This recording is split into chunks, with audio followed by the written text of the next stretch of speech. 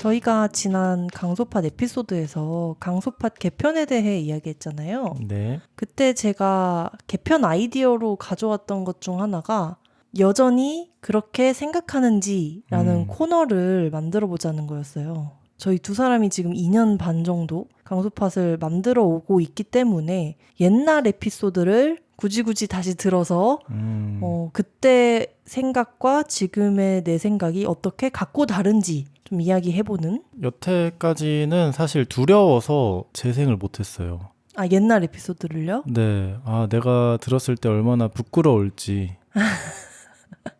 왜냐면 기억은 잘 나지 않아도 그 당시에는 내가 많이 아마 긴장을 했을 거고 말도 서툴게 했을 거라는 생각을 하다 보니까 꺼내보고 싶지 않은 거죠. 이 아이디어로 강소팟을 개편하기에는 좀 그렇지만 이참에 우리 한번 옛날 에피소드 다시 듣고 얘기하는 그런 시간 가져볼까? 라는 생각이 들더라고요. 그래서 저희가 지금까지 올렸던 에피소드 목록을 쭉 살펴보기 시작했습니다. 또 많은 분들이 좋아해 주셨던 시리즈가 과로 시리즈잖아요. 맞아요. 근데 그 중에서도 또 많은 분들이 긍정적인 피드백을 주셨던 에피소드인 창작에 대한 강단과 소신, 이 에피소드를 한번 이야기 나눠보면 어떨까 싶었습니다. 네, 무려 강소팟 15화고요. 발행일이 언제였죠? 2024년? 2월. 네. 2년 정도가 넘었기 때문에 무슨 말을 했는지 가물가물하더라고요. 좀 들으면서 어땠나요? 좀 전체적인 소감을 먼저 얘기해 볼까요? 들으면서 많이 놀랐던 거는 내 말 실력이 늘었구나. 저는 제가 아직도 말을 잘 못한다고 생각했거든요. 근데 그때에 비하면 많이 성장했다. 여유가 좀 생겼구나. 내가 마이크 앞에서 이야기하는데 훨씬 더 편하게 일상에서 대화하는 것처럼 하는구나. 근데 그때는 그러지 못했구나. 그런데 그 에피소드 막바지에 한 분이 댓글로 두 분 말씀을 너무 잘하세요 라고 남겨주신 걸 저희가 읽는 게 나오거든요. 그러면서 제가 너무 뿌듯해해요. 맞는 것 같아요. 저희가 처음에 강소팟 시작했을 때보다 지금 말 솜씨가 조금 는 것 같아요 라고 이야기를 하는데 제가 그걸 들으면서 와 정말 부끄러웠습니다. 지금 들으면 와 정말 말도 안 되는 뻣뻣함이라고 해야 되나? 그 스피치의 기본 중에 기본이 모노톤을 하면 안 된다고 하더라고요. 옛날 에피소드를 들어보니까 너무 모노톤인 거예요. 감정이 없어요, 사람이. 그러니까 톤이 일정하다는 거죠. 그래서 저는 그 당시에 나와 지금이 많이 다를 것이다 라고 예상은 했지만 정말 많이 다르구나. 팟캐스트가 더 편해졌다 이런 것도 있을 수 있지만 그냥 내가 전반적으로 좀 더 여유 있는 사람이 됐나? 그때만 해도 내 이야기를 꺼내는 것 자체가 지금만큼 편하진 않았던 것 같아요. 맞아요. 내 생각을 말로 정리하는 경험 자체가 너무 없다 보니까 그게 느껴지더라고요. 그때 내가 녹음을 하면서 말을 계속 정리하고 있었구나. 애써서 이 대화를 끌고 가려고 노력하고 있었구나. 근데 지금은 그냥 하고 싶은 말을 좀 더 편하게 할 수 있게 된 것 같아요. 장비는 그대로잖아요. 맞아요. 근데 편집 기술이 달라졌다 보니까 음질도 지금이 훨씬 더 낫고 편집도 지금이 더 깔끔한 것 같아요. 맞아요. 그 스타일이 많이 바뀌었구나. 그리고 그 당시에는 우리가 시작할 때 우리의 근황도 이야기를 생각보다 좀 길게 했었고 지금은 바로 본론으로 들어가잖아요. 네. 이제 그러다 보니까 저도 강소팟을 만들긴 하지만 청취자로서 얘네 언제 본론을 시작하는 걸까? 라는 생각을 하게 되더라고요. 와 진짜 그대로인 게 하나도 없네? 라는 생각도 했어요. 2년이라는 시간이 그렇게 긴 시간은 아닐 수 있잖아요. 그렇죠. 그런데 그때 당시의 상황과 지금의 내 상황이 너무 다른 거예요. 15화를 시작하면서 저희 두 사람이 성의시돌 복지의원 호스피스에서 이제 막 봉사활동을 시작하게 됐다는 이야기를 전해요. 그런데 저희가 지금은 그 이후부터 거의 2년 동안 봉사활동을 지속하다가 출산을 앞두고 봉사를 쉬고 있잖아요. 그리고 그때가 또 과로 시리즈의 엄청 초창기였더라고요. 근데 그 과로 시리즈를 시작하게 됐던 게 작은 배를 시작하면서 저희가 뉴스레터를 개편하고 맞아. 작은 배 레터를 이제 막 시작해가지고 그거랑 좀 연관되는 컨텐츠로 강소팟을 좀 채워보자 라는 생각으로 시작했던 게 기억이 나더라고요. 근데 지금은 저희가 작은 배 레터도 발행을 안 하고 있죠. 너무 신기할 만큼 변했구나. 2년이라는 시간이 참 긴 시간이었구나. 라는 걸 체감했습니다. 그리고 그 에피소드에서 저희의 근황으로 그 죽음에 대한 책을 쓰고 있다. 그 이야기를 계속해요. 맞아요. 근데 그 당시에는 제가 정말 그 책을 쓰게 될 줄 알았어요. 우리 둘 다 의지가 있었고 죽음이란 주제로 작은 배의 첫 책을 한번 써보자. 리서치도 계속 하고 있었고 근데 그게 결국에는 이뤄지지 않고 지금은 사실 계획에도 없긴 하잖아요. 공중분해 됐다고 봐도 네. 과장은 아닙니다. 언젠가 다시 돌아오게 될 프로젝트일 수는 있지만 그때는 작은 배가 하는 일이 많이 없었다 보니까 책을 만들어 본 적도 없었고 그리고 그 당시에는 작은 배를 출판사라고 소개를 했었고 맞아요. 출판사라면 책을 내는 게 가장 중요하다고 생각했었고 그러다 보니까 지금 우리가 생각하는 작은 배와 2년 전의 작은 배가 정말 다르구나. 아 맞아요. 지금은 우리는 뭐 워크숍도 하고 팟캐스트도 하고 모임도 하고 책도 내고 진도 만들고 행사도 열고 이것저것 다 하는 팀입니다. 이렇게 설명하니까 저도 비슷한 생각을 했던 게 강소파 15화가 발행되던 시기가 저희가 작은 배를 시작한 지 2달밖에 안 됐을 때예요. 아직 작은 배라는 이름도 어색할 때였고 우리가 작은 배의 강당구 소신입니다 라고 설명을 하지만 주변 모든 사람들이 저희를 비건 샌드위치숍 치즈레이지 사장님으로 기억할 때였던 거죠. 그리고 방송을 들으면서 느낀 게 그 녹음을 하던 당시에 저는 치즈레이지가 저의 가장 큰 업적이었던 것처럼 느꼈던 것 같아요. 그래서 창작에 대해 이야기하고 있지만 식당 비유를 정말 많이 하고 맞아요. 식당을 하면서 얻었던 경험에 대한 언급을 참 많이 하더라고요. 그런데 지금은 가끔 내가 식당을 했었나? 그게 진짜 나였나? 싶을 정도로 그 시간이 참 까마득하잖아요. 그만큼 지난 2년 동안 저희가 작은 배로서 진짜 많은 프로젝트를 해왔구나. 그래서 만약 지금 다시 창작에 대한 강단과 소신 에피소드를 만들려고 한다면 많은 부분 다른 이야기를 할 수밖에 없겠다. 그러면 지금 우리가 창작에 대한 강단과 소신을 이야기하면 어떻게 할 수 있을지 한번 대화를 나눠볼까요? 지금 뭔가 방금 15화 때 강단 같았는데? 2년 전 강단의 이야기에 공감하는 부분이 있고 또 지금 생각했을 때는 아닌데 싶은 부분도 있더라고요. 이제 그런 부분에 대해서 이야기해보면 좀 재밌을 것 같아요. 그대로인 건 뭐가 있었어요? 저는 생각보다 그대로인 것도 많아서 놀라웠어요. 제가 그런 말을 하더라고요. 그 창의성이 무엇인가라는 질문에 기본기가 탄탄한 사람이 어떤 창작을 하면은 사람들이 창의적이라고 봐주는 것 같다. 손흥민의 슈팅이 창의적이지만 강단의 슈팅은 창의적이지 않다. 뭐 이런 말을 했는데 그런 말에는 저도 지금 어느 정도 공감을 하는 것 같아요.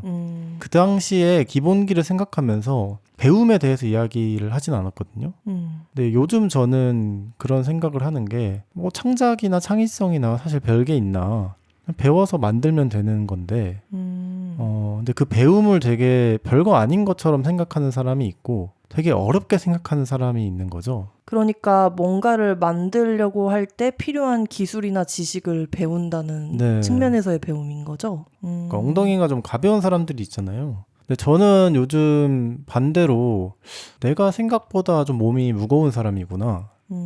2년 전과 지금 좀 비슷한 게 저는 아직도 글쓰기를 하고 있기 때문에 근데 또 글쓰기에 그렇게 몰두하고 있냐라고 하면은 2년 전이나 지금이나 비슷한 것 같거든요. 근데 제가 뭔가 다른 창작을 할 마음은 있냐? 그림을 그린다든지 뭐 요즘 친구들은 이모티콘 출시를 해봐라 뭐 이런 이야기도 하고 근데 의향은 있는데 하고 있지 않는 걸 보니까 아 내가 생각보다 새로운 거를 배우고 도전하고 하는데 좀 머뭇거림이 심하구나 그런 생각을 했습니다. 저도 15화를 들으면서 나랑 다르게 강단은 그때나 지금이나 비슷한 창작을 하고 있네. 신기하다라는 생각을 하긴 했어요. 에피소드에서 언급하고 있는 강단의 창작 목록이 글쓰기, 제빵, 블로그 만들기 이런 거거든요. 그게 지금의 강단의 창작 목록과 거의 유사해요. 비슷해요, 진짜. 그쵸. 네. 근데 저는 그거를 또 좀 긍정적으로 본 것 같기도 해요. 제가 그 에피소드를 녹음하는 당시에는 개인적인 이름을 걸고 하고 있는 창작이 별로 없었어요. 작은 배의 소신으로서 작은 배를 창작하고 있는 것에 엄청 큰 자부심을 느끼고 있었고 몰두하고 있었다면 고은비로서는 딱히 어떤 활동도 하고 있지 않았더라고요. 그런 저 같은 사람 옆에 강단처럼 내 이름을 걸고 하는 개인적인 창작을 꾸준히 하는 사람이 있었다 보니까 제가 거기에 많은 영향을 받고 지난 2년 동안 퀼트라던가 수필을 쓰는 거라던가 편집 디자인을 배워서 책을 만드는 거라던가 그러니까 그런 개인적인 창작을 꾸준히 시도해왔다는 생각이 들더라고요. 그래서 지금은 저도 강단의 도움으로 은비코닷컴이라는 웹사이트를 만들어서 제 개인 창작물을 또 아카이브하고 있기도 하잖아요. 근데 그런 영향을 저는 강단이 저한테만 준 게 아니라 생각보다 저희 주변에 있는 친구 창작자들에게 많이 줬다고 생각해요. 개인 웹사이트를 만드는 것에 도움을 주기도 했고 강단이 뭔가 꾸준히 글을 개인 웹사이트에 발행하는 걸 보면서 개인 기록을 하는 친구들도 그 사이에 정말 많이 생겼고 그래서 강단은 나보다 2년을 앞서가고 있었구나 하는 생각을 오히려 저는 조금 했거든요. 예전에 이 에피소드를 녹음할 때만 해도 창작을 좀 거창한 행위라고 봤던 것 같아요. 맞아요. 왜냐면 저희가 이제 막 식당 사장이라는 타이틀을 벗고 독립창작자라는 이름을 스스로에게 얹으면서 자립을 하려고 노력하던 때이다 보니까 창작이란 건 뭘까? 어떻게 하면 멋진 창작자가 될 수 있을까? 그런 고민을 참 많이 하던 시기였잖아요. 그런데 2년이 지난 지금 제가 생각할 때 생각보다 창작 별거 아니다. 무엇보다 창의적이라는 것도 별거 아니다. 그냥 하는 사람, 먼저 하는 사람, 꾸준히 하는 사람이 이기는 거다. 이런 생각을 참 많이 하게 돼요. 2년 전에 저의 이야기를 계속 듣다 보면은 약간 그 성공한 기업가나 자기계발서에서 나온 문장들 인용을 하는데 그런 게 좀 꼴보기 싫긴 하더라고요. 근데 그때 생각하면 참 당연한 게 당시에만 해도 내가 한 창작이 별로 없었을 뿐만 아니라 주변에도 창작자가 많지 않았어요. 그래서 그 당시에 제가 할 수 있는 뭔가 최선의 레퍼런스를 찾아서 나름 공유를 한 것 같은데 그쵸. 지금의 제가 봤을 때는 저 친구가 잘 알지 못하고 이야기하는 부분이 있구나. 이제 그렇게 보이는 거죠. 그리고 지금의 저는 오히려 정반대로 소위 성공한 사람들이 말하는 뭐 멋진 말들 그런 말들의 영향을 받지 않으려는 사람이 됐거든요. 진짜 큰 변화다. 네, 책을 읽어도 자기계발서 느낌이 나는 책은 싫고 이제 뭐 에세이나 소설이나 이런 걸 찾아 읽고 그러니까 솔직한 감정과 개인적인 이야기가 담긴 글들을 훨씬 좋아하다 보니까 그때 나는 말로는 그렇게 하지 않았을지 모르겠지만 성공하고 물질적으로 성공하고 좀 알려지고 싶어 했나? 왜냐하면 동경하는 사람들이 어찌됐던 성공한 창업가나 뭐 유명한 셰프나 이런 사람들이라고 막 이야기를 하니까 그 에피소드에서 제가 이렇게 말하더라고요. 저는 잘 먹는 사람보다 요리를 잘하는 사람이 더 멋있다고 생각한다. 근데 이런 말에는 지금도 공감을 하는 것 같아요. 저희가 그때 했던 얘기 중에 소비보다 창작을 더 많이 하고 싶다.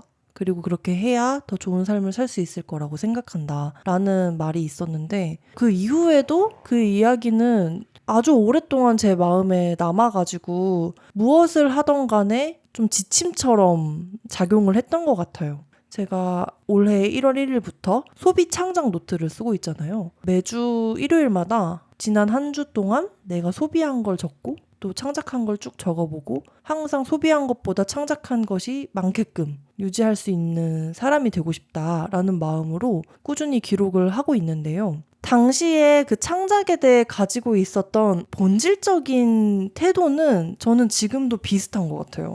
창작을 통해서 소비에 대한 안목이 생긴다. 라는 어떤 말도 그랬고 맞아요. 그리고 솔직하게 나를 드러내는 게 창작의 본질이라고 생각한다라는 생각도 그렇고 그 부분이 저도 공감이 많이 되더라고요. 그 소신이 정확하게 이렇게 이야기했는데 나의 일부를 솔직하게 드러낼 수만 있다면 창의적인 것이 아닐까? 근데 저는 지금의 제가 그렇게 생각하는 것 같아요. 개인적인 그 솔직한 이런 글들에 더 이끌려 간다고 했잖아요. 뭔가 2년 전의 아이디어였지만 강단이 동의를 이제야라도 해준다고 하니까 뭔가 기쁘기도 하고 아까 강단이 그랬잖아요. 소비로 유명한 사람보다 스스로 직접 창작하는 사람의 말에 더 귀를 기울여야 한다고 생각하고 그런 사람이 더 멋있다고 생각한다고. 근데 생각해보면 당시에 나는 창작을 소비하는 사람이었지 창작하는 사람이 아니었던 것 같아요.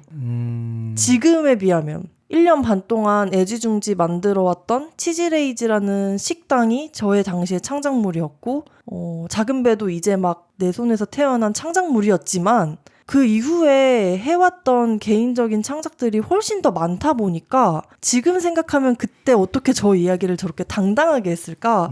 겪어보지도 않았으면서 라는 생각을 계속 하게 되더라고요. 맞아요. 아까 강단이 엄청 공감해줬던 그 말 솔직하게 나를 드러내는 게 창작의 본질이라고 생각한다. 그때는 스탠드업 코미디언의 예시를 들면서 이 얘기를 했어요. 내가 스탠드업 코미디를 참 좋아하는데 코미디언들은 무대 위에서 자기 자신을 엄청 솔직하게 드러낸다. 근데 그게 개성이 되고 매력이 되는 것 같다. 그런 예시를 들었는데 그것도 어떻게 보면 소비자로서 든 예시잖아요. 근데 지금은 같은 얘기를 하면서도 좀 더 저의 경험담을 꺼낼 수 있게 된 것 같아요.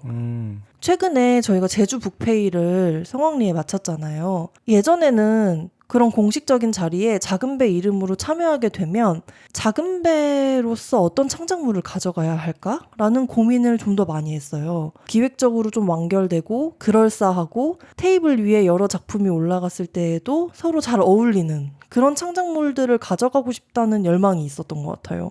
근데 2년 동안 개인적인 창작들을 계속 해오고 내 이름을 건 글을 동료들에게 내보이는 경험도 해보고 이러면서 진짜 좋은 창작은 그냥 내 이야기를 꺼내는 거구나. 작은 배고 뭐고 그냥 내가 하고 싶은 이야기를 할 수 있을 때 잘 꺼내면 되는 거구나 라는 걸 경험적으로 조금씩 깨달은 것 같아요. 그래서 이번 제주 북페일에 제가 임신이라는 사건이라는 작은 책을 가져갔어요. 그 책은 제가 임신을 한 중에 썼던 3편의 글을 엮은 작은 책자인데 그런 책을 사람들에게 선보일 때 내가 어떤 설렘을 느낄 수 있는지 그리고 그 책을 사람들이 좋아해 줄 때 얼마나 뿌듯할 수 있는지 이제는 아는 거죠. 근데 2년 전에는 사실 몰랐던 것 같아요. 그 머리로만 알았던 것 같아요.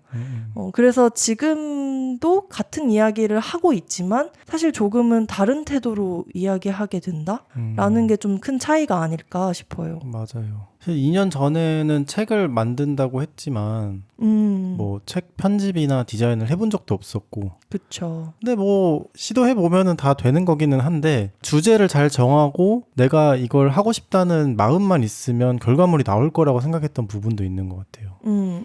책이 완성이 되려면 그 완성품까지 가는데 단계별로 필요한 부분들이 많잖아요.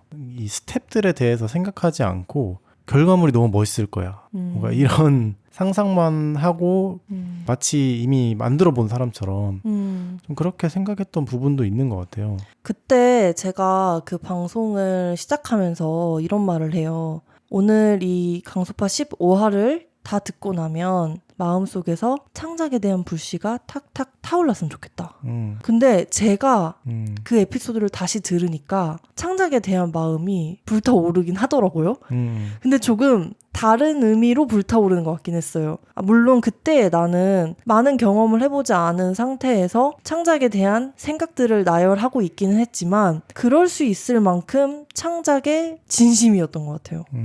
나는 이제 창작자로 살 거야. 매일매일을 창작하는 시간으로 채울 거야. 이런 의지가 엄청 불타올랐던 거죠. 그 에피소드에서 강단이 기술자로서의 창작을 이야기하잖아요.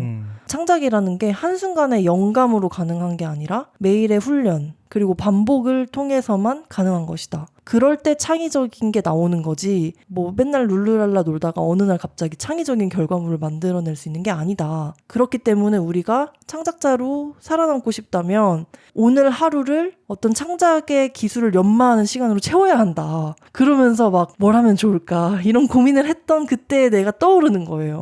그런데 2년 사이에 내가 개인적인 창작을 많이 한 건 맞지만 지금 내 하루를 그렇게 보내고 있냐? 라고 하면 그렇지 않더라고요. 그렇죠. 그게 좀 반성 포인트였어요. 저 같은 경우는. 비슷한 생각일 수 있는데 그때의 나와 지금의 나는 비슷하게 갈피를 잘 못 잡고 있구나라고 생각하긴 했어요. 아직도 나는 어떤 창작을 해야 하나 고민하고 있고 아직도 내가 원하는 만큼 매일같이 훈련하고 있는 것 같지는 않다 보니까 근데 그러면서도 생각이 든 게 뭐가 됐든 창작을 더 많이 하려면 무대에 많이 서야겠다는 생각이 들었어요. 그 제주 북페일이라는 무대가 생기니까 갑자기 우리가 어떻게 하면 재밌는 걸 만들 수 있을지 고민을 많이 하고 실제로 결과물들이 막 우르르 나오잖아요. 근데 이런 무대가 없을 때는 계속 고민만 하고 있다는 생각이 들긴 하더라고요. 요즘 좀 생각을 많이 바꿔보려고 하는 게 뭐 창작이든 창의성이든 진짜 별게 없는 것 같아요. 제가 최근에 그 북페어에 가서 어떤 부스에 갔는데 창작자님이 계시고 그분의 따님이 만든 작은 책들이 이렇게 있더라고요. 3개인가 4개인가 있었는데 따님이 정말 어릴 때 그린 그림으로 만든 책이 있고 조금 커서 그리고 좀 더 커서 만든 책이 이렇게 순서대로 있는 거예요. 근데 그 시리즈를 쭉 봤을 때 가장 어릴 때 그린 그림이 저는 제일 마음에 들더라고요. 완전 아기 때 새를 그리라고 하면 새인지 뭔지 모르는 걸 그릴 때 그때의 그림 실력은 기본기가 없잖아요. 당연히. 근데 왜 그 그림을 내가 제일 재밌다고 생각할까? 그리고 가면 갈수록 뭐 꽃이든 동물이든 디테일이 계속 생겨요. 근데 내가 아는 그림이 보이는 거죠. 그래서 그런 걸 보면서도 우리가 애기들이 그림 그리면은 그렇게 좋아하고 어떻게 저렇게 순수하게 표현을 할까 막 이렇게 이야기를 하고 하는데 나도 좀 더 순수하게 창작을 접근해봐도 되는 거 아닌가? 오히려 막 기술로서의 창작 이런 것보다. 네. 그리고 또 하나 이제 생각나는 게 15화를 듣다 보면 저는 되게 개인적인 창작에 대해서 이야기를 많이 하고 소신은 협업, 많은 사람들과 함께 만드는 창작에 대해서 이야기를 한다. 그 당시 우리가 이야기를 많이 하더라고요. 네, 맞아요. 근데 저는 아직도 약간 그런 성향이 있는 것 같긴 해요. 나 혼자 뭘 할 수 있을까? 배울 수 있을까? 이런 고민을 많이 하는데 근데 어찌됐던 작은 배로서 다른 창작자분들과 협업도 많이 하고 큰 행사에도 참여를 하고 이러면서 느끼는 게 많은 사람들과 협업하는 경험도 나에게는 정말 부족했구나 그 당시에. 제가 회사 생활을 그렇게 오래 한 것도 아니고 내가 다른 사람들과 어떻게 소통을 해야 할지 그리고 다른 사람들의 창작물을 어떻게 바라봐야 하는지 이런 것들에 대해서 그 당시에 너무 몰랐던 것 같긴 해요. 저는 좀 또 반대로 생각했던 게 당시에는 제가 개인적인 창작의 영역에서 경험한 것이 또 거의 없었고 강단과 완전 반대였던 거죠. 제가 창의성을 발휘해야 했던 대부분의 상황은 사람들과 함께하는 케이스였어요. 회사에서 팀 프로젝트를 하거나 학교에서 팀 프로젝트를 하거나 그리고 실제로 그냥 성향 자체가 누군가와 함께 할 때 나와 다른 사람들과 얘기를 나눌 때 재밌는 아이디어를 많이 내는 편이라서 더 그랬던 것 같아요. 그래서 당시에 나는 창의성이라는 거를 엄청 좁게 생각했구나라는 생각을 15화를 들으면서 많이 했어요. 그런 협업을 통해 만들어내는 창의성, 창작물을 기획과 비슷한 것 같다라는 말을 참 많이 했는데 그때 제가 말한 기획에 가까운 창의성, 창작이라고 하면 저는 그걸 좀 이성을 앞세운 창작이라고 생각했던 것 같아요. 어떤 공동의 결과물을 만들어내려면 대화를 나눠야 되잖아요. 그러면은 이게 막 직감에 의존하거나 취향에만 의존할 수는 없는 것 같아요. 어느 정도는 서로를 설득하는 과정이 들어가고 논리적인 대화가 오고 가게 되는데 저는 그런 시간을 참 좋아했던 것 같아요. 그런 시간을 좋아했다기보다 그런 경험이 거의 제가 했던 전부였던 것 같아요. 그런데 그 이후에 제가 개인적인 창작 창작을 하려고 노력하면서 그리고 주변에 자기만의 이름을 걸고 작고 크게 계속 무언가를 만들어내는 친구들을 자주 만나게 되면서 이런 이성을 앞세운 창작이든 직감이나 예술적 감각을 앞세운 창작이든 그냥 스타일의 차이일 뿐이다. 한 사람이 꼭 둘 중에 하나를 택해야 하는 것도 아니다. 그때그때 재밌는 방식, 내가 원하는 방식을 선택해 가면서 창의적인 거를 누구나 만들어낼 수 있구나. 이제는 좀 더 넓게 생각하는 것 같아요. 어떻게 보면 2년 동안 저랑 강단이 작은 배를 통해 서로 좀 다른 창작을 많이 경험한 것 같아요. 강단은 안 해봤던 협업의 경험을 좀 더 해보게 됐고 저는 안 해봤던 개인 창작의 경험을 더 많이 하게 됐고 그리고 저는 요즘에 또 창작에 대해서 많이 하게 되는 생각 중에 하나가 어떻게 하면 꾸준하게 창작할 수 있을까라는 점인데요. 제가 오늘 강단의 이야기를 들으면서 우리가 요즘 좀 비슷한 고민을 하고 있구나 느꼈어요. 그때의 우리는 창작을 어느 정도 직업적으로 접근했던 것 같아요. 물론 대화를 들어보면 요리도 창작이라고 생각할 만큼 창작을 일상적인 것으로 생각하고 있다는 게 느껴지긴 하지만 사실은 그렇지 않았던 것 같아요. 왜냐면 저희가 이제 막 창작으로 어떻게 하면 독립을 할 수 있을까 그런 고민을 하던 때였기 때문에 어느 정도는 좀 창작을 직업적으로 접근했던 것 같거든요. 근데 저는 지금은 훨씬 더 창작을 일상적인 걸로 생각하게 됐어요. 대단한 걸 만들고 창의적인 걸 만들고 사람들을 감동시키지 못하더라도 그냥 내 노트 한 켠에 내가 마음에 드는 그림 하나를 그리는 것만으로 됐다. 충분하다. 그러니까 어찌 보면 창작을 좀 더 풍요로운 삶을 살기 위한 도구처럼 여기게 됐지 생계 활동을 위한 도구로 생각은 잘 안 하는 것 같아요. 물론 여전히 작은 배를 통해서 우리의 창작물을 어떻게 많이 사람들에게 가닿게 할 수 있을까 고민을 하고는 있지만 그와 동시에 개인적인 영역에서 내 생활을 어떻게 진짜 창작으로 풍요롭게 채울까? 그 고민도 진지하게 하고 있거든요. 근데 그만큼 내 몸이 잘 안 따라와 주는 거죠. 제 친구 중에 그림을 그리는 친구가 있는데 그 친구는 틈만 나면 노트를 꺼내서 언제 어디서든 그림을 그려요. 친구들이랑 대화를 나누면서도 노트를 꺼내서 계속 낙서를 하고 친구들과 대화를 나누다 보면 조금 루즈해질 때가 있잖아요.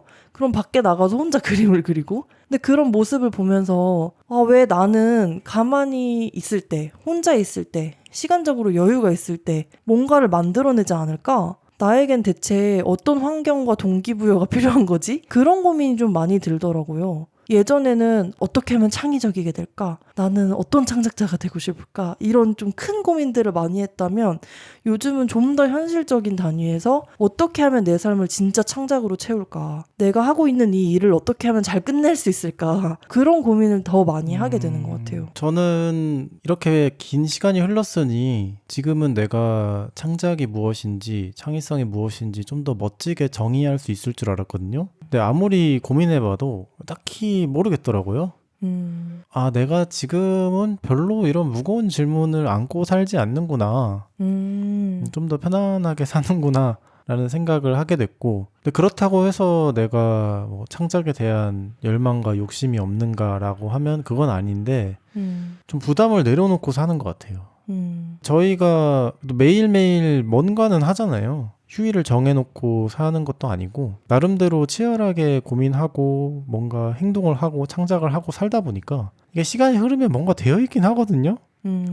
가끔은 주변 사람들이 왜 이렇게 일을 많이 버리세요? 할 정도로 이것저것 많은 일을 하면서 살다 보니까 이렇게 시간이 잘 흐르면 강수팟을 하면서도 생각 정리도 하게 되고 앞으로의 계획도 많은 분들과 공유를 하면서 또 한 번 더 굳게 다짐도 하게 되고 막 이런 나름대로의 시스템이 있다 보니까 큰 걱정은 안 하는 것 같아요.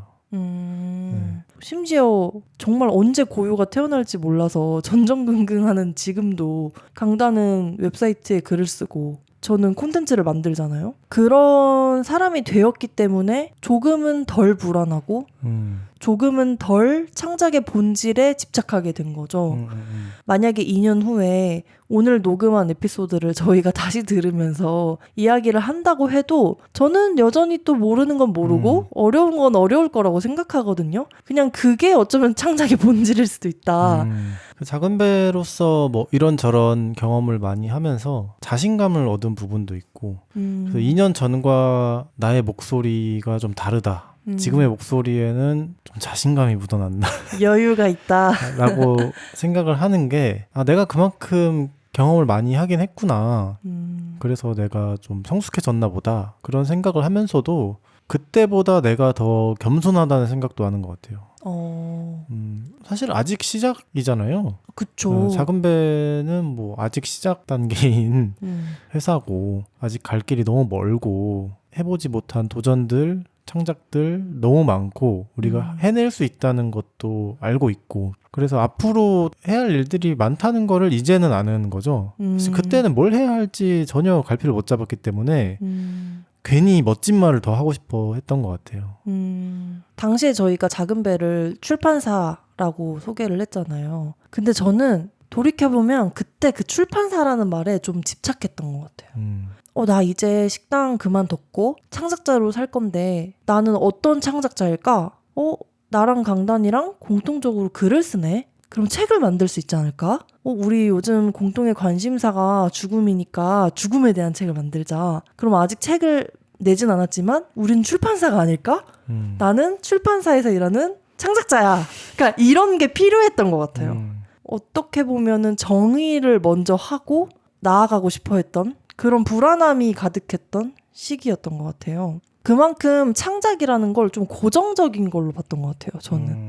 지금은 저는 사실 작은 배가 뭐여도 상관없거든요. 출판사여도 상관없고 학교가 돼도 좋고 뭐 모르겠어요. 뭐가 돼도 사실 이제는 조금 상관이 없고 내가 그냥 어떤 말을 하고 싶지? 난 어떤 사람이고 싶지? 앞으로 작은 배를 통해 어떤 사람을 만나고 싶지? 그런 고민들을 좀 지속하면서 흐르는 대로 이 작은 배를 만들어가고 싶고 그러면서 내가 뭔가를 발행하고 사람들에게 내보이는 행위만 멈추지 않는다면 나는 그냥 창작자일 것이다 라는 생각을 이제는 하게 된 것 같아요. 강소팟은 90명의 작은배 후원자와 함께하고 있습니다.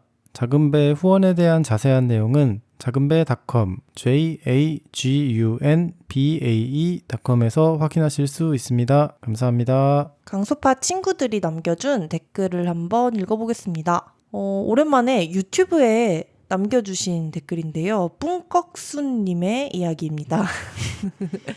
강소팟이 좋아하고 관심 가지는 걸 깊이 있게 대화하는 게 너무 좋아요. 영화나 책 추천도 좋고 여행기 스토리도 기억에 남습니다. 새로워질 강소팟도 너무 기대됩니다. 저희가 지난번에 강소팟 개편에 대해 이야기했잖아요. 의견을 남겨주셨어요. 한 가지에 대해 깊이 있게 대화 나누는 게 좋다.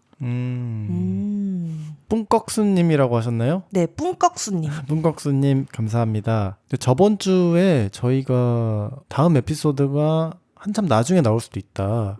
출산이 언제 이루어질지 모르기 때문에 이번 에피소드 녹음을 하게 됐고 아마 발행이 될 거잖아요. 네. 근데 정말 다음 에피소드는 어떻게 될지 모르겠어요.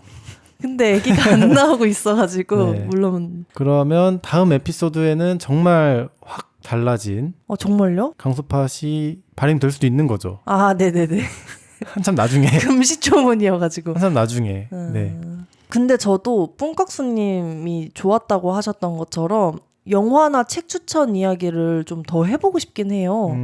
물론 확 달라진 강소팟이 또 되어버리면 언제 저희 둘이 이렇게 마주 앉아서 둘이 함께 좋아하는 영화나 책 이야기를 할 수 있게 될지 모르지만 콘텐츠 추천 이야기도 한번 준비를 해보도록 하겠습니다. 다음은 버들숨님이 스포티파이에 남겨주셨습니다. 두 분이 고민 정말 많이 하신 게 느껴져요. 상황에 맞게 변화해 나갈 방향을 주체적으로 고민하는 태도가 멋져요. 그게 참 작은 배다워서 좋습니다. 버들숨님 좋게 봐주셔서 너무 감사합니다. 작은 배가 뭘까? 사람들이 작은 배를 어떻게 생각할까? 뭐 이런 생각들을 종종 하긴 하는데 사실 잘 모르겠거든요. 그런데 공통되게 많이 듣는 피드백이 이 얘기이긴 해요. 저희가 지금까지 정말 많은 변화를 겪어왔잖아요. 식당도 그만두고 작은 배가 출판사였다가 온라인 출판사였다가 콘텐츠 회사였다가 그 앞에 붙는 수식어도 시시때때로 바뀌어왔는데 그때마다 저희가 어떤 고민을 하는지 어떻게든 많은 분들께 전달하려고 노력해온 것 같거든요. 근데 그거를 참 좋게 봐주시더라고요.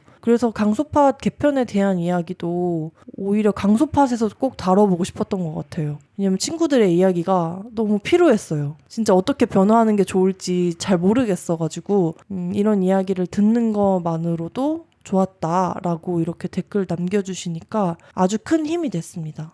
오늘은 창작에 대한 강단과 소신을 되돌아보는 시간을 가졌습니다. 저희는 다음 주 일요일에 다시 인사드리도록 하겠습니다. 여러분의 일과 삶에 강단과 소신을 빕니다. 감사합니다.